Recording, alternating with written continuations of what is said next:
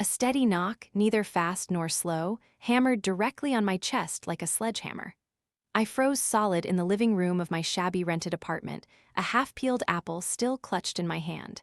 It wasn't the landlord demanding rent, nor was it the neighbor stopping by for gossip. That oppressive sound, reeking of money and power, could only belong to him. Ethan! My heart stopped, then pounded frantically. I was scared, truly scared. But in my mind, thousands of countermeasures were already activated. 5 years in hiding, I was no longer the naive, timid Sophia of the past. I took a deep breath, put the apple down, and walked to open the door. The man stood in the gloomy hallway, his tall figure nearly blocking out all light. He wore a custom-tailored, wrinkle-free charcoal suit, so pristine it was suffocating. His familiar cologne, a blend of sandalwood and cold mint, assailed my nostrils. 5 years later, he was still as intimidating as ever, perhaps even more so. His face was sculpted, his narrow, phoenix-like eyes seemed bottomless, his nose high and straight. The only warmth those eyes once held for me was now covered by a thick layer of ice. He looked at me, his gaze like an X-ray scan from head to toe, as if wanting to strip me bare right there.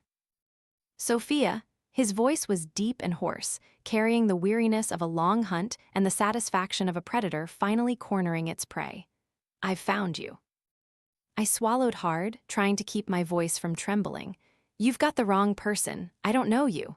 A terrible act, but the only one I could conjure at that moment. Ethan's lips curled into a sneer that didn't reach his eyes. Wrong? Say that again. My memory is excellent. So good, in fact, that I still remember the tiny red mole on the back of your neck. Oh, for heaven's sake. He walked into the apartment without my permission.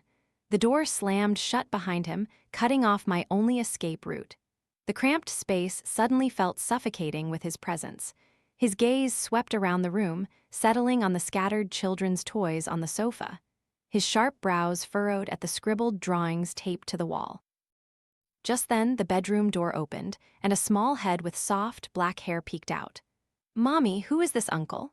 It was Max, my 4-year-old son. He was wearing dinosaur pajamas, clutching a robot in his hand, his big, round, dark eyes curiously studying Ethan, eyes that were a spitting image of his own. The air in the room seemed to vanish. I saw Ethan's chest heave violently. His eyes were fixed on Max's face, shifting from shock to suspicion, then to a volcanic eruption of fury. He spun around to face me, his bloodshot eyes blazing, each word ground out between his teeth. Whose child is this? And just like that, the most harrowing confrontation of my life began. I stepped in front of Max, shielding him, and met Ethan's gaze directly. My child has nothing to do with you. Nothing to do with me. He let out a cold, chilling laugh. Sophia, do you take me for a fool? Look at him, look at his face, his eyes. Do you dare say he's not mine? He lunged forward, grabbing my wrist, his grip so strong I felt my bones might shatter. You left all those years ago because you were pregnant with my child, weren't you? No, I screamed, struggling. I told you no. Seeing his mommy being bullied, Max bravely ran forward, using his tiny fists to punch Ethan's leg. Bad uncle, let go of my mommy, you're a bad man.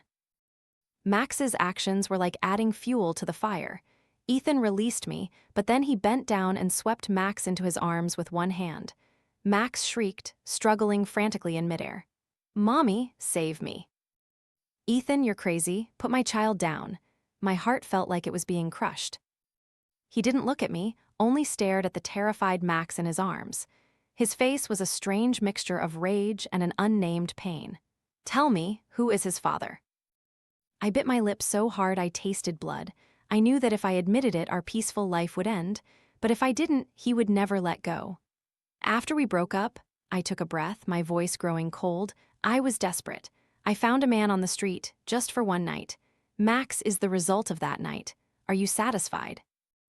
It was the cruelest lie, a dagger straight to the pride of an arrogant man like Ethan. Indeed, his face turned ashen. He looked at me as if I were a monster. The anger in his eyes was slowly replaced by profound disgust. You, he seemed speechless. He released Max, who immediately ran to cling to my leg, sobbing. Ethan took a step back, adjusted his slightly disheveled suit, and resumed his usual cold demeanor. But I saw his hand, hanging loosely at his side, clench into a fist, veins visibly bulging. "All right, very well, Sophia." He nodded, his voice chillingly calm. "You're very skilled." He took out his phone, dialed a number. "Hello, come up. 5th floor, apartment 502.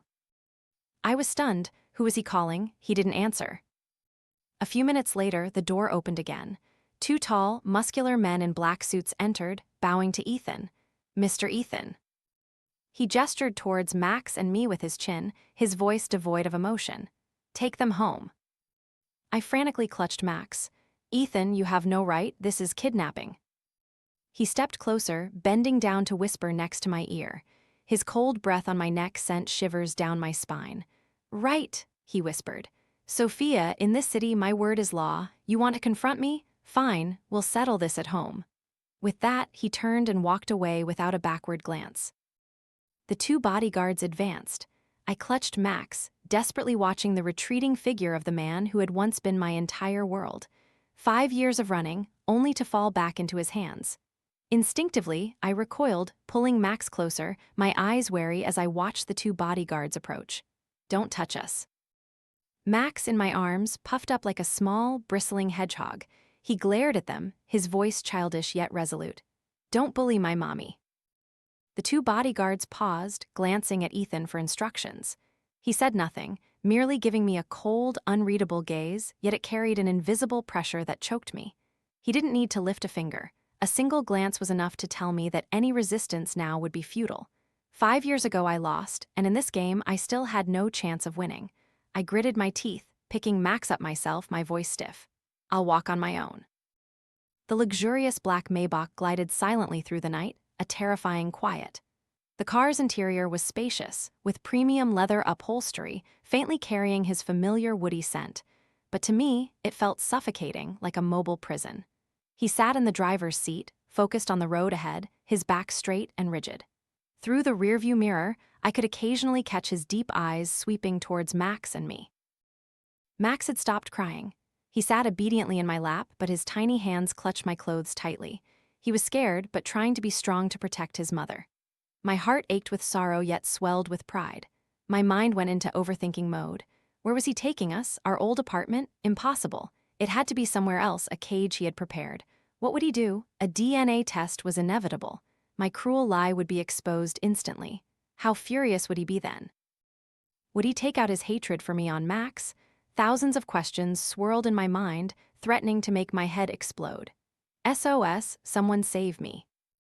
The car didn't head towards the city center, but turned onto a secluded coastal road. At the end of the road stood a magnificent white villa, perched majestically on a cliffside, surrounded by the sea on 3 sides. Lights from the villa streamed out, illuminating the area, appearing both opulent and lonely. This was the gilded cage he had prepared for me. A middle-aged butler in a neat uniform already stood waiting at the door. She bowed respectfully. "Mr. Ethan, you've returned." Ethan nodded, then gestured with his chin towards Max, who was still clinging to me. "Mrs. Zhang, take the young master to his prepared room." Max shrieked, wrapping his arms around my neck.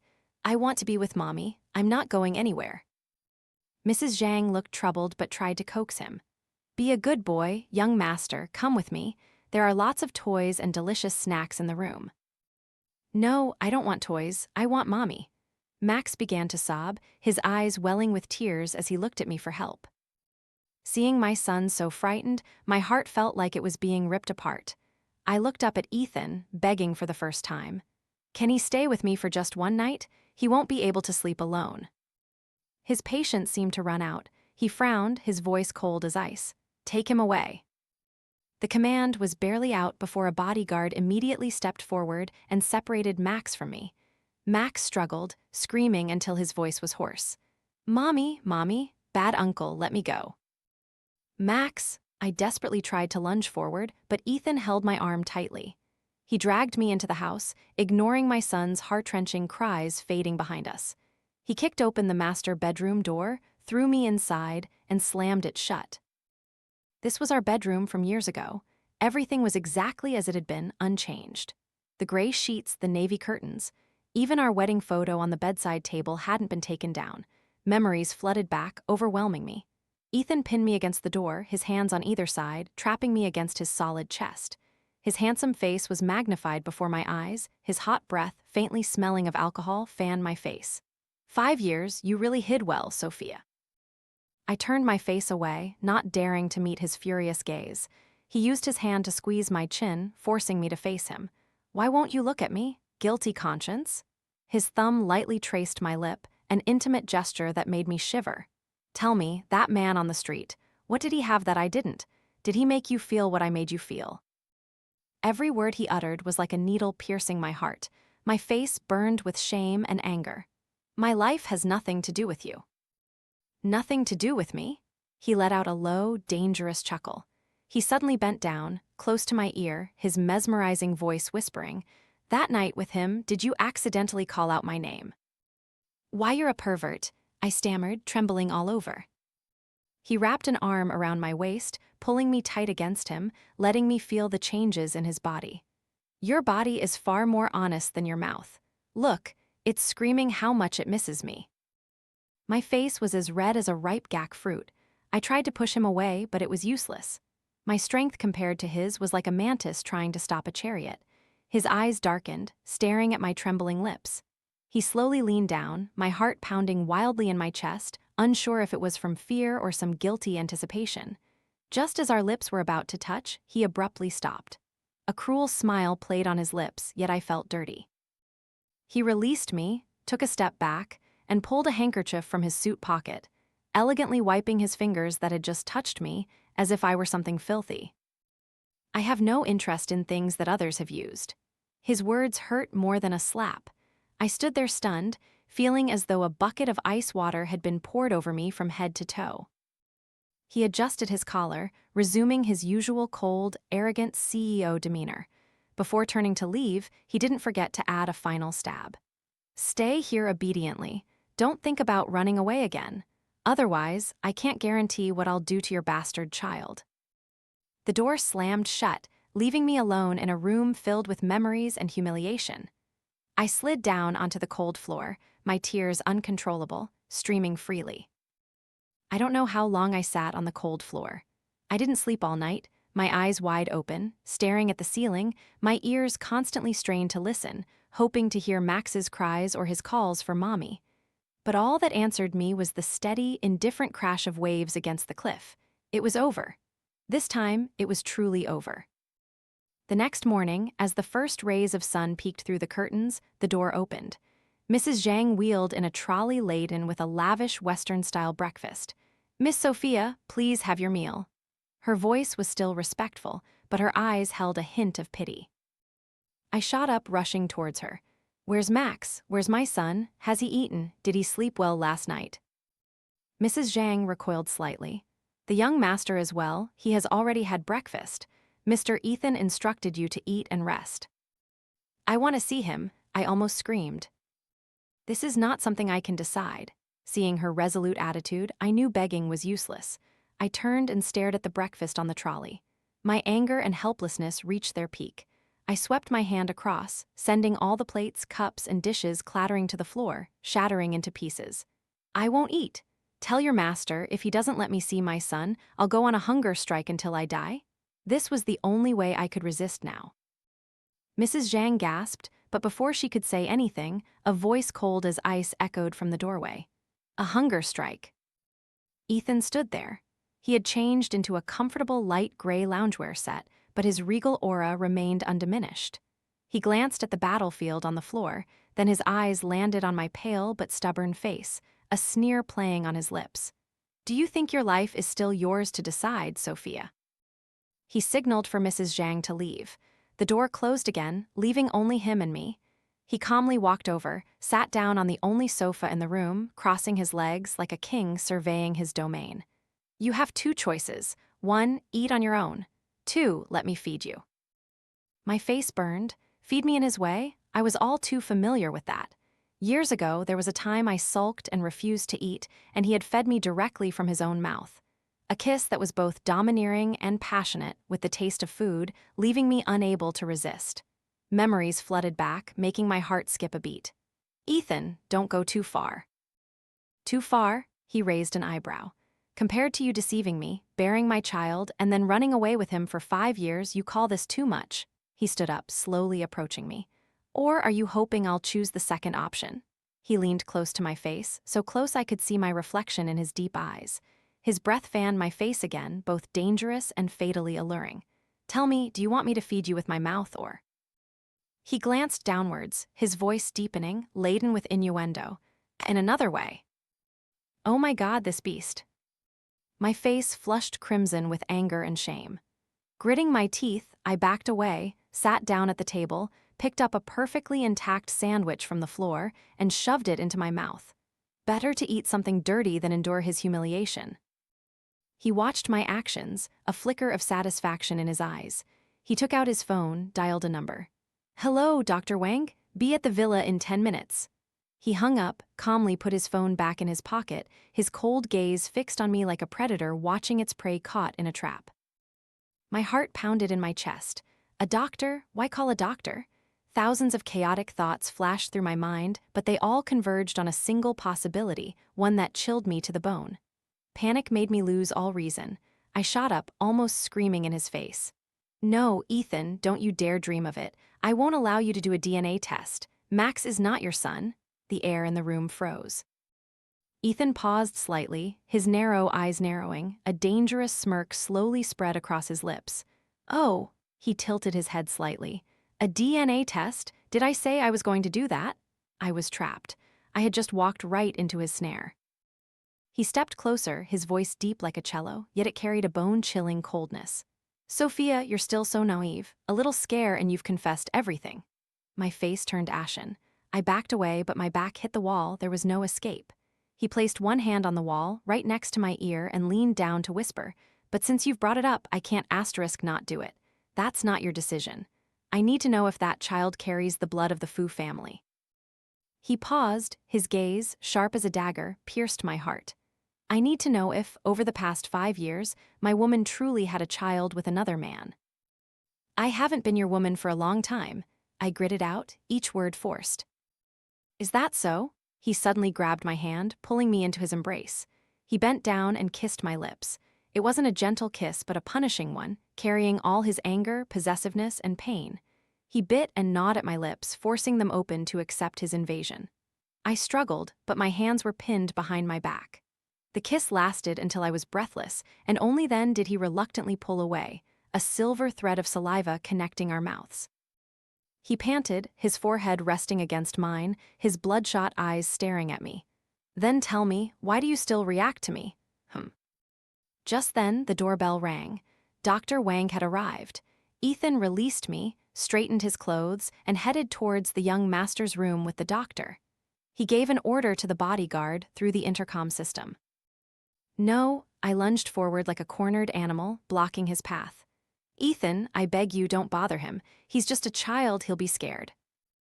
Get out of the way. His voice was devoid of emotion. I won't move. I'll say it one last time, get out of the way. Unless you step over my dead body. His eyes darkened. He said no more, simply scooped me up and tossed me onto the large bed behind me. He used his own tie to bind my wrists to the headboard. Ethan, you're a beast, let me go. I struggled frantically, but it was useless. He stood by the bed, looking down at my helpless form, his voice cruel. This is what you brought upon yourself. Lie there obediently and listen. Listen to whose name your streetwalker's son will call out when he's afraid. With that, he turned and walked out of the room, locking the door. Not long after, Max's frightened cries echoed from the next room. Mommy, save me, Mommy, there's a bad man, don't touch me, Mommy. Each cry was like 1,000 daggers piercing my heart. I screamed in despair, tears streaming down my face. Max, Mommy's here, don't be scared. Ethan, you bastard, I hate you. Max's crying lasted for a few minutes, then stopped completely. The entire villa plunged into a deathly silence. I lay there motionless, feeling as though my soul had been drained. The room was enveloped in a deathly silence. I don't know how long passed, an hour, 2 hours, or just a few minutes. Time seemed to freeze. I lay on the bed, my hands still bound, tears dried into salty streaks on my cheeks. A feeling of helplessness and pain gnawed at my soul. Click, the door opened. Ethan walked in, his face devoid of expression, cold as a winter lake. He walked straight to the bed without a word and bent down to untie the tie binding my hands. Red marks, slightly swollen in places, stood out starkly on my pale wrists. His gaze lingered there for a second, a flicker of complex emotion crossing his deep eyes before disappearing so quickly I thought I'd imagined it. As soon as I was free, I sprang up like a wounded animal, rushing out of the room. "Max, where are you?" I hadn't taken 2 steps before a strong arm grabbed me, pulling me back. My back hit his familiar chest. "Where are you going?" His deep voice resonated by my ear. "Let me go, I'm looking for my son." I struggled in vain. "He's asleep." He tightened his grip around my waist, preventing me from moving. "The doctor gave him a mild sedative." "A sedative?" I spun around, glaring at him, unable to believe my ears. "You dared to give a 4-year-old child a sedative. Ethan, are you even human?" "Then tell me what I should have done." He, too, was losing his patience, his voice rising. "Let him cry until he passed out, or let him be so terrified it affected his psyche. Sophia, if you hadn't lied, if you hadn't run away, would things have come to this?" Each of his words was like a hammer blow to my chest. Yes, it was all my fault. He dragged me into the bathroom, pushing me in front of the mirror. "Look at yourself now, hair disheveled, face smudged, absolutely filthy." Shame made my cheeks burn. He turned on the faucet, his voice a command. "Wash your face." I bent down, scooped handfuls of cold water and splashed it onto my face, trying to use the cold to clear my head. When I looked up, he was standing right behind me. Our eyes met in the mirror. The cramped bathroom suddenly became suffocating. Ambiguous. He leaned his hands on the edge of the sink, trapping me between him and the counter. "Why did you lie?" He finally asked the question. "I won't." "Don't say it again," he cut me off, his voice warning. "It's best you don't use your cleverness to anger me." His hand slid from my waist, up my sensitive side, making my whole body tremble. His breath on the back of my neck was both hot and dangerous. "You know the consequences, don't you?" I bit my lower lip, silent. Seeing I wouldn't answer, he didn't press further. He pulled me out of the bathroom and sat me down at the dining table. Dinner was already served, still my favorite dishes. "Eat." "I won't."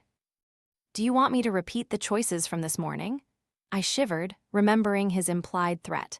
I picked up the fork, mechanically putting food into my mouth, but tasted nothing. A day passed in stifling captivity and silence. He didn't let me see Max, nor did he allow me to leave the bedroom, except for meals. He turned me into a lifeless doll, forcing me to sit in his study, watching him work. He didn't speak to me, but his eyes were always fixed on me, a possessive and scrutinizing gaze, as if wanting to see through my very soul. On the second morning, as we sat opposite each other at the dining table, his phone rang. An unknown number, but I knew who it was. He glanced at me, a cruel smirk spreading across his lips. He leisurely pressed the answer button and put it on speakerphone. Only his breathing and mine filled the room. "Hello, Mr. Ethan?" a voice said. "This is Dr. Wang from the testing center." My heart stopped. "Speak." Ethan's voice remained chillingly calm. "Congratulations, Mr. Ethan. The DNA analysis results are in. The compatibility between your sample and the young master's is 99.99%. The boy is indeed your son." Silence. Each word from the doctor was like a clap of thunder in my ears. Though I had known the result, hearing it stated so clearly still made me tremble uncontrollably. Ethan hung up. He showed no joy or surprise. His face was stone cold, devoid of any emotion. He stood up, slowly walked to the bar, and poured himself a glass of whiskey. He tilted his head back, downing it in one gulp. The glass clinked sharply against the stone counter. Immediately after, a bodyguard entered, holding a file, and respectfully handed it to him. Ethan took the file and walked towards me, each step heavy. He threw the file onto the table right in front of me. The force of the throw made some of the papers scatter. "Black and white," his voice was hoarse. "Do you have anything else to say, Sophia?" I bowed my head, looking at the test result sheet. The number 99.99% was bolded in bright red, as if mocking my stupidity. My tears fell, blurring the numbers. "Ethan, I looked up, my voice choked with tears, my eyes full of pleading. He suddenly crouched down opposite me. He raised a hand, his cold fingers wiping away a tear from my cheek. It was a seemingly gentle gesture, but his voice was utterly cruel. You tormented me so much with your lies. Tell me, how should I punish you? He leaned close to my ear, his breath, faintly smelling of alcohol, enveloped me. Punish your body, or... He paused, his finger lightly tracing my trembling lips, his eyes darkening with desire and insane possessiveness. Force you to use this very body for the rest of your life, to repay the debt you owe me and my son. Ethan's words were like a poisonous curse poured into my ear. Every cell in my body screamed in protest, but under his predatory gaze, I couldn't utter a single word. Before I could even collect myself, he stood up, sweeping me off the chair with one hand as if I weighed nothing. He gave me no chance to resist, simply slung me over his shoulder and walked straight towards the bedroom. Let me go, Ethan, what are you doing? I frantically punched his solid back, but it was like scratching an itch. Bang, he kicked open the bedroom door, throwing me onto the large, familiar bed. The mattress sank deep then bounced, making my head spin. Less than a second later, his tall body was pressing down on mine. My hands were held tightly, pinned above my head, and my struggling legs were trapped by his. I was completely restrained, like a fish on a cutting board, able only to stare at him in despair. Doing what? He leaned down, his sculpted face mere inches from mine. His hot breath, smelling of wine, fanned my face. Naturally, it's to make you carry out your choice. I gave you a chance, but you didn't appreciate it. His eyes darkened, devoid of all reason, leaving only pure possessiveness. He didn't kiss me. Instead, he buried his face in the hollow of my neck, taking a deep breath of my scent. 5 years? This scent? I've searched for it for 5 years. His voice was hoarse, filled with longing but also profound agony. His actions made my entire body tremble, a sensation both terrifying and familiar, spreading numbness throughout me. I turned my face away, trying to escape. Don't, Ethan, don't do this. My resistance seemed to only provoke him further. He looked up, his bloodshot eyes fixed on me. Why not? You bore my child, you are my woman. Every inch of this body, from head to toe, I've touched. And now you pretend to be pure? He tore open the flimsy shirt I was wearing. The dry ripping sound echoed in the silent room. My exposed skin meeting the cool air made me shiver uncontrollably. Humiliation and fear reached their peak. Tears streamed from my eyes. Ethan, I hate you, I hate you. Hate me? He sneered, a cruel and painful smile. Hate me all you want. Whether you love me or hate me, you will never escape me in this lifetime. He leaned down and began to bite and suck on my collarbone, leaving red marks like a branding of ownership.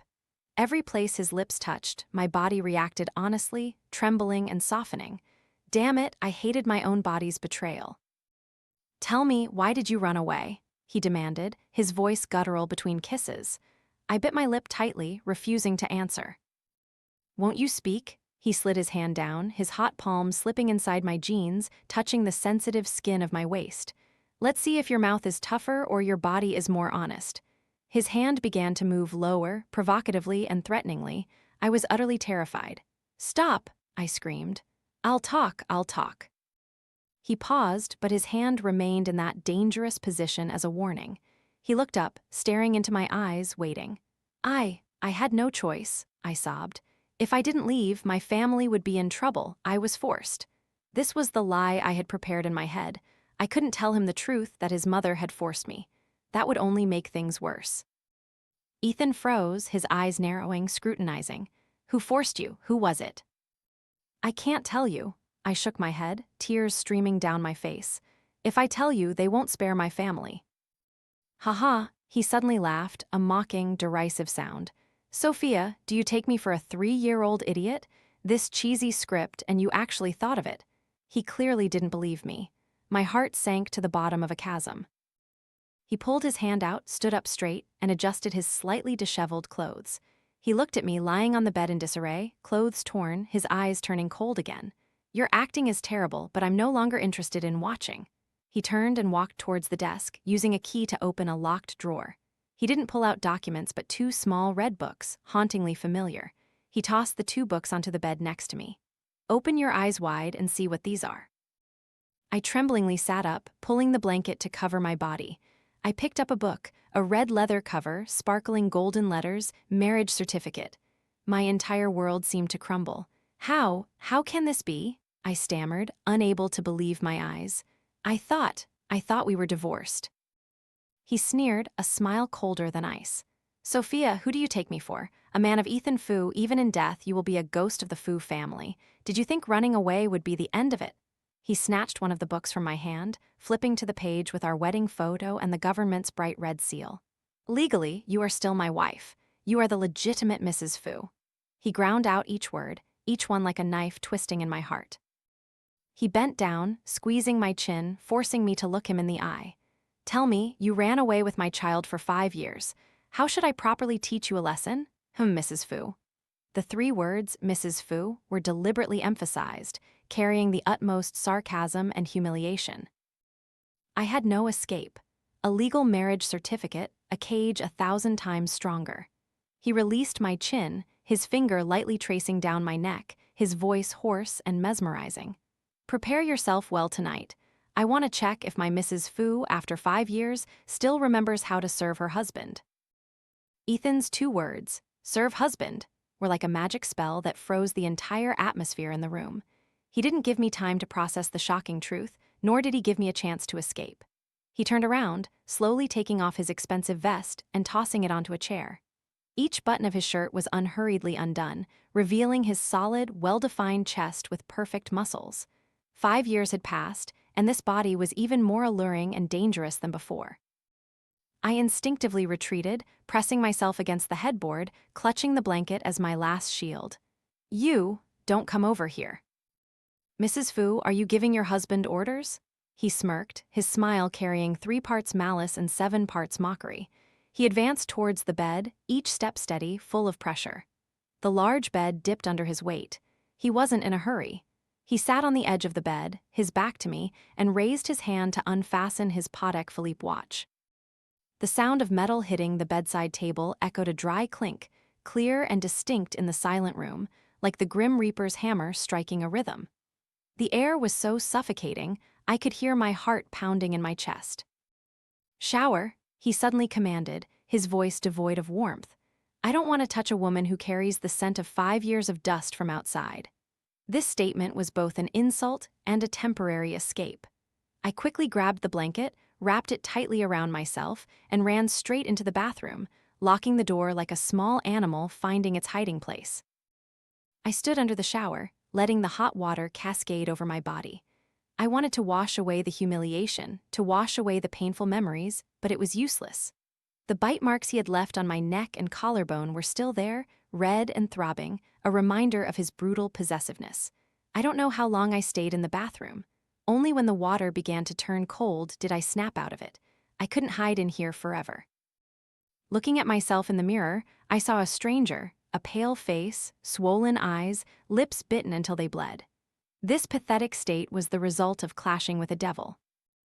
I put on the only bathrobe in the room, gathered all my courage, and opened the door. Ethan was standing by the floor-to-ceiling window, holding a glass of red wine, his gaze fixed on the endless night sea. His back was solitary and cold, yet it exuded an imperial aura that permitted no one to approach. Hearing my movement, he turned. His eyes swept over me from head to toe, lingering for a while on my bare feet and the casually open collar of my bathrobe. His eyes darkened. Come here, his voice was hoarse. I hesitated for a second, but then I walked towards him. I knew resisting would only make him angrier. When I was about a step away, he suddenly reached out and pulled me into his arms. The wine in his glass sloshed, nearly spilling. One arm tightened around my waist, the other lifted my chin, forcing me to look up at him. Drink, he raised the glass to my lips. I didn't like drinking alcohol, he knew that, but at this moment, I had no right to refuse. I obediently parted my lips and took a small sip. The bitter, astringent taste immediately spread across my tongue. I coughed violently. Not only did he not let go, but he lowered his head, using his own lips to block mine. He pried open my tightly clenched teeth, using his tongue to push the remaining wine from his mouth into mine, forcing me to swallow. The kiss, infused with the strong taste of wine, was both domineering and punishing. He bit and gnawed, sucking the air from my lungs. My head reeled, partly from the wine, partly from his breathless kiss. When he released me, my entire body was weak. I had to lean on him to stand. My cheeks were flushed, my breathing chaotic. Remember this feeling? He whispered, his hot breath on my sensitive earlobe. The feeling of belonging to me. He lifted me into his arms and strode towards the large bed. He set me down, then propped his hands on either side of me, his eyes locking onto mine. Sophia, tell me, over the past 5 years, did you ever dream of me? I remained silent, turning my face away. Look at me, he commanded. I stubbornly didn't listen. He then bent down and gently bit my earlobe, his voice full of menace. Do you want me to use actions to make you answer? My entire body trembled. I slowly turned back to face his bottomless eyes. Never, I lied. Is that so? He sneered, but I dreamt of you every night. My heart skipped a beat. I dreamt of you crying, begging for my forgiveness, he continued, his voice cruel. I dreamt of you in a place that belongs only to me, calling out my name in despair. His hand began to wander, tracing the curve of my body beneath the bathrobe. And I dreamt of punishing a liar like you, who knows no remorse. He yanked hard on the tie of the bathrobe. The soft fabric came loose, casually sliding off my shoulders. My skin grew cold from contact with the air, but his gaze was hotter than fire, scorching every inch of my flesh. Ethan, my voice trembled, carrying a final plea. Be good, call my name. He leaned down, his voice as mesmerizing as a demon from hell. Call it, and you'll know what it means to serve your husband. My silence was a challenge. He lost his patience, bending down to punish my stubbornness with action. His kiss was no longer mere punishment, but a desperate, furious storm of possession. He ravaged my lips as if to erase all traces of the 5 years of separation, as if to engrave his name into every cell of my body once more. Call my name, he growled between fragmented kisses.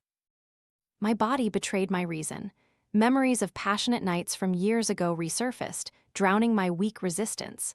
My breath grew ragged, my entire body melting in his embrace. Finally, in a daze, a faint cry escaped my throat, trembling and helpless. Ethan. Hearing his name, his body froze for a second. The madness in his eyes softened slightly, replaced by a deep sorrow. He buried his face in the hollow of my neck, his hot breath fanning my sensitive skin. Yes, it's me. His voice was hoarse. The man you threw away? That night, he didn't let me sleep. He used actions to prove his absolute ownership, forcing me to remember whose every inch of this body belonged to. He was both the demon torturing me in hell and the lover pulling me into a whirlwind of intense desire. Amidst the frantic waves of passion, I heard him whisper brokenly in my ear, Why? Why were you so cruel? His hot tears fell on my cheek. For the first time in 5 years, I saw him cry. The next morning, I woke up in an aching body. Ethan was no longer in bed. The morning sun shone through the window, illuminating the dense, red kiss marks all over my body, silently testifying to the madness of the night. I walked into the bathroom, looked at myself in the mirror. There were dark circles under my eyes, but my cheeks were strangely flushed. I didn't look like a prisoner, but like a woman who had just been loved. The thought startled me. I quickly shook my head, chasing away the terrifying illusion. When I went downstairs, he was sitting at the dining table, reading a financial newspaper, looking exactly as he had 5 years ago. The only difference was that on the table, besides his meal, there was a glass of warm milk and a croissant for me. Seeing me, he merely glanced up, his voice as cold as if nothing had happened. Eat. In 10 minutes, we'll go see Max. I silently sat down, trying to swallow breakfast. The air between us was colder than the Arctic. Neither of us spoke a word. He was cruel, I was stubborn. Both of us used silence as a weapon against the other. Max's room was in the opposite wing of the villa. As soon as I opened the door, I saw my son sitting on the carpet, busily assembling a giant robot. He looked a little thinner, his big, round eyes seemed tired, but he was still very active. Max, I called, my voice choked. He looked up, saw me, and his eyes lit up. He tossed the robot aside and rushed towards me like a small bullet. Mommy, Mommy? I hugged him tightly, inhaling his familiar milky scent. My tears flowed uncontrollably. Mommy missed you so much. I missed you too, Mommy. He buried his head in my embrace, his voice full of grievance. I thought Mommy didn't want me anymore. Silly boy, how could Mommy not want you? I kissed his forehead, my heart aching. Ethan stood leaning against the door, arms crossed, watching the scene. His eyes were complex, holding jealousy, heartache, and even a tenderness I hadn't seen in a very long time. Max only noticed him then. He immediately bristled, hiding behind me, peeking out at Ethan with wary eyes. Bad uncle. Ethan frowned, He walked over and crouched down to be at eye level with his son. His domineering, cold demeanor was gone, his voice softer now. "Max, I'm not an uncle," he patiently explained. "I'm your daddy." Max pursed his lips and shook his head vigorously. "No, Daddy is a superhero. He went to save the world." My son's innocent answer stunned both of us. "Who told you that?"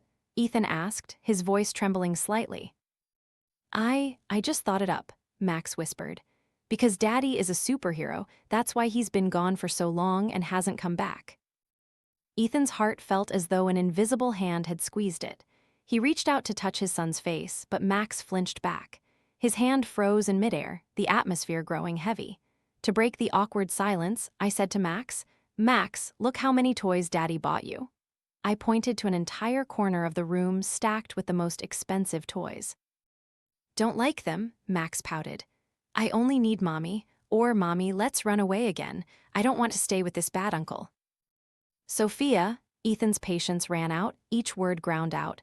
Seeing his anger, Max burst into frightened tears. I quickly hugged him, soothing him. "Be good, don't cry, Mommy's here." I looked up at Ethan, full of reproach. "Why are you scaring him?" Ethan took a deep breath, trying to control his anger. He stood up and walked out. Before closing the door, he left a single sentence. "Get ready. This afternoon, I'm taking you two back to the main house. It's time he met his grandparents." The door slammed shut, and my heart plummeted into the abyss.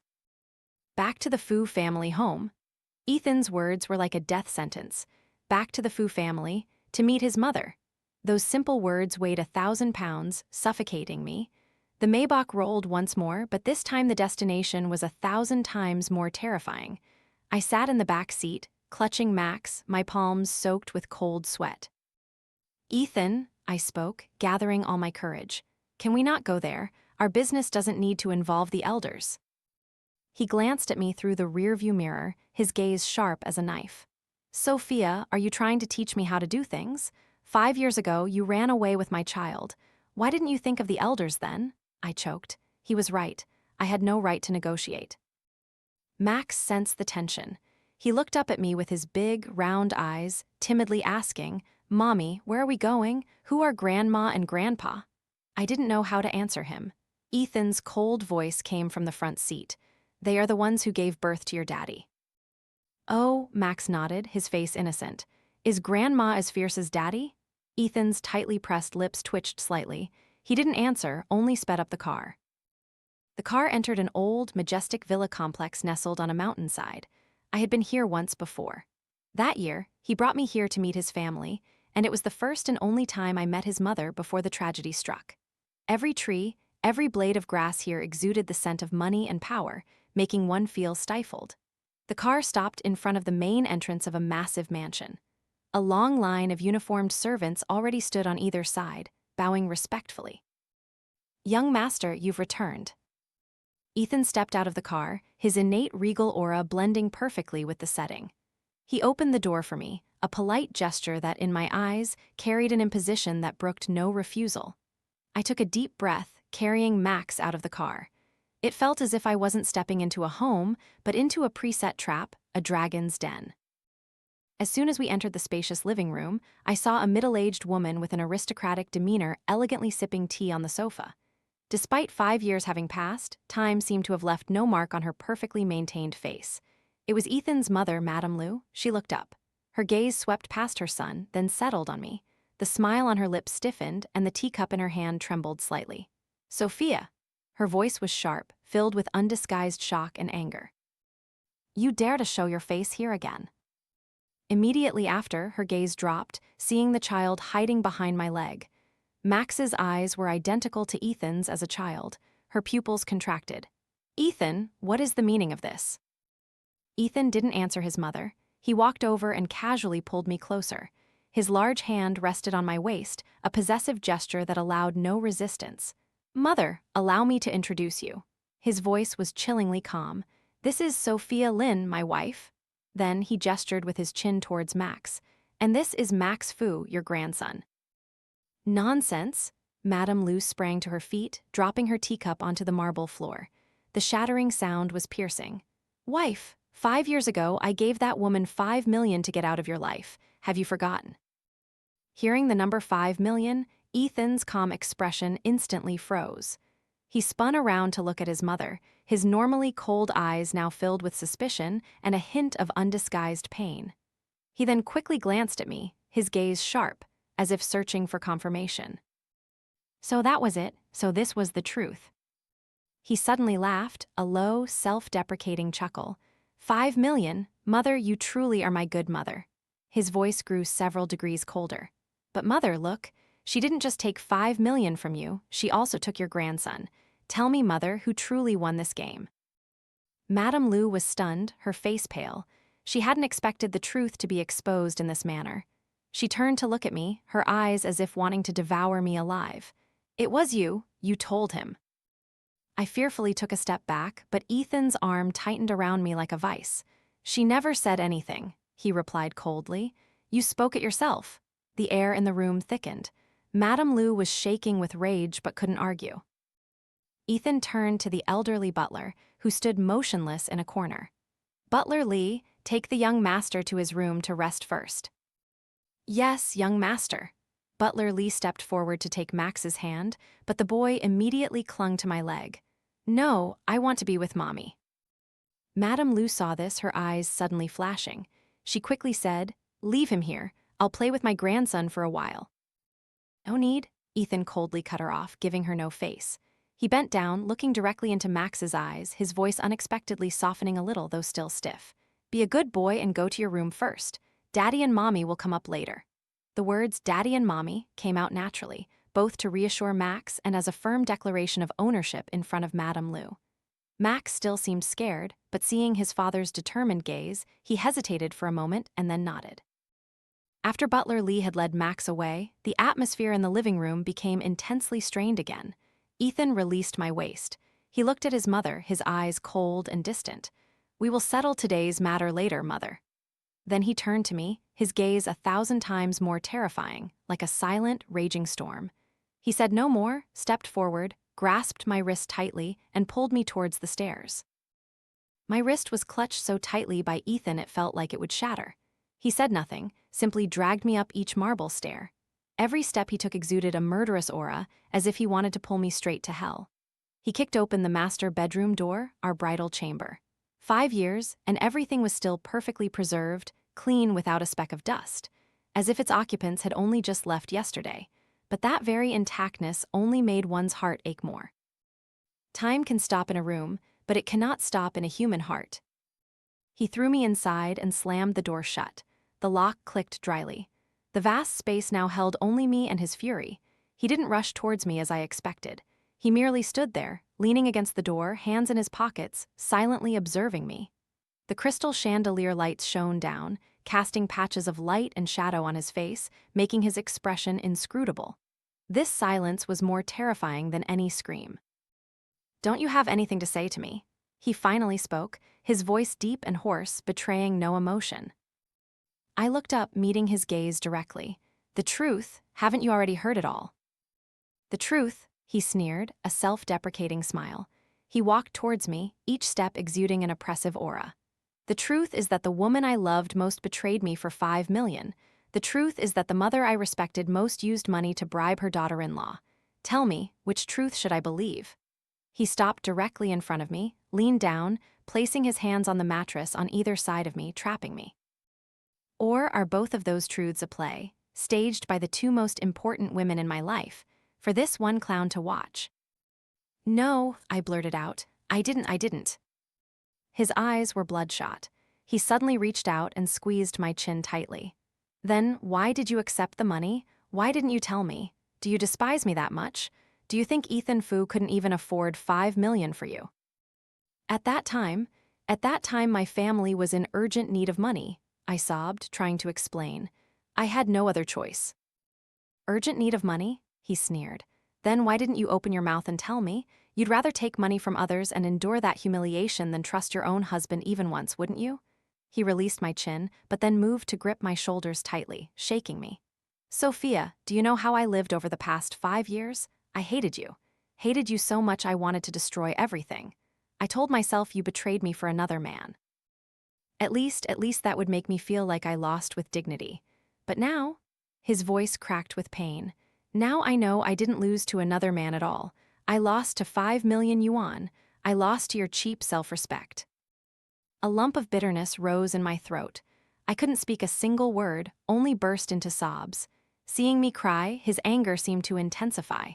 He bent down and took my lips roughly. The kiss carried punishment, torment, and all the despair he had endured. But just as he intended to go deeper, just as his reason was about to be swallowed by rage, a tiny knock echoed from the door. "Daddy, Mommy, are you in there?" It was Max's voice. Ethan's entire body stiffened. The kiss stopped. The storm in his eyes suddenly dissipated by half. Max's voice came again, carrying a hint of fear. I'm scared sleeping alone." Ethan pulled away from my lips. He looked at me, his eyes incredibly complex. He took a deep breath, as if trying to suppress the beast raging in his chest. He stood up straight, adjusted his slightly disheveled clothes, and turned to the door. He opened it slightly, just enough to see his son standing outside with his teddy bear in his hand. He crouched down, his voice having regained its calm, though still hoarse. "What's wrong?" "I want to sleep with Daddy and Mommy," Max mumbled. Ethan was silent for a few seconds. Finally, he nodded. "Come in."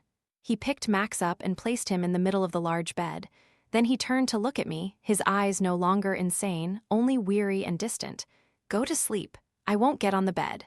He walked to the sofa in the corner of the room, lay down there, his back to us. Max nestled into my embrace, quickly falling asleep, but I couldn't sleep at all. I looked at his tall, solitary back on the sofa. That night, there was a child between us, but the distance felt greater than ever. The cracks in our hearts would probably never heal in this lifetime. The cold silence in the room stretched until the next morning. When I woke up, the sofa was empty. Ethan had left some time earlier. Only Max was still sleeping soundly in my arms, his breathing even, his angelic face innocent and carefree. In the days that followed, we fell into a true Cold War. He moved back to the main house as he had declared, turning our bedroom into his private domain. He left early and came home late, always reeking of alcohol and unfamiliar women's perfume. He deliberately used this to torment me, to remind me that he was no longer the Ethan of 5 years ago. He didn't speak to me, but he treated Max exceptionally well. He bought countless toys for Max, patiently taught him to read himself, and even clumsily tried to tell him bedtime stories. But he absolutely would not allow Max and me to sleep separately. Every night, he still coldly lay on that sofa, his solitary back turned towards the large bed where Max and I slept. He imprisoned me with his very presence. Madame Lu also stopped making things difficult for me. After that confrontation, she seemed to have backed down, not daring to confront me directly, but her eyes always pierced me like daggers. Life continued in this suffocating way until one rainy night. Max suddenly developed a high fever. His whole body was burning like a hot coal. I frantically held him, calling out to Ethan, who was sleeping soundly on the sofa. "Ethan, wake up. Max has a high fever." He startled awake. Hearing about Max's fever, he immediately sprang up. The coldness on his face vanished completely, replaced only by anxious panic.